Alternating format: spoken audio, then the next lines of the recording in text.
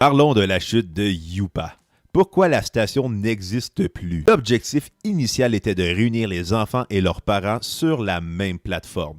Youpa offrait une station télé pour les enfants en bas âge afin que les parents s'abonnent à la chaîne, mais avec l'évolution des plateformes numériques, des sites web spécialisés et des réseaux sociaux, Youpa devenait une goutte d'eau dans l'océan de la parentalité. Ce qui a fait vraiment mal à Youpa est l'arrivée de Disney Plus en 2019, avec le catalogue de toutes les franchises de Walt Disney, qu'il s'agisse de Star Wars, Marvel, Pixar et compagnie. Il était dur pour la station québécoise de faire compétition face aux géants américains. Et en 2021, l'arrivée de Paramount Plus et le catalogue de Nickelodeon fait aussi mal à Youpa. En mars 2020, les gens doivent rester à la maison et se tournent vers les plateformes numériques plutôt que sur le câble traditionnel et les gens se désabonnent massivement du câble. Malgré sa mascotte Théo et ses quelques émissions originales, le manque de production québécoise n'aura pas donné de personnalité à la station de Québécois Média.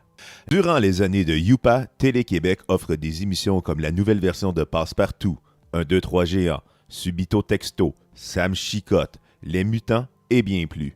Et en plus, Télé-Québec offre une plateforme numérique et gratuite comparée à Club Illico et au câble. Et en plus, Radio-Canada offre une plateforme numérique et gratuite comparée à Club Illico et au câble. À ses débuts avec son magazine et son site web pour les parents, ainsi que sa mascotte Théo, Youpa donnait l'impression d'être le nouveau Canal Famille. L'absence de production québécoise ainsi que le fait que la station s'est limitée à viser un public de 2 à 6 ans, Youpa ne pouvait pas être compétitif face aux géants du web ainsi qu'aux diffuseurs publics comme Radio-Canada et Télé-Québec. Ce qui a fait mal à Youpa, c'est que la station est une station jeunesse parmi tant d'autres. En 2014, lorsque Bell a changé l'identité de VRAC et délaissé son public d'enfants et de préados pour un public plus vieux, Youpa aurait pu changer sa programmation et aller se chercher un public plus âgé, mais ce n'est pas arrivé. C'est la chaîne Disney de Corus qui en a profité, tandis que You+, la version préado de Youpa, a vu le jour en 2019. Au final, Youpa a été une belle idée qui n'a jamais atteint son plein potentiel.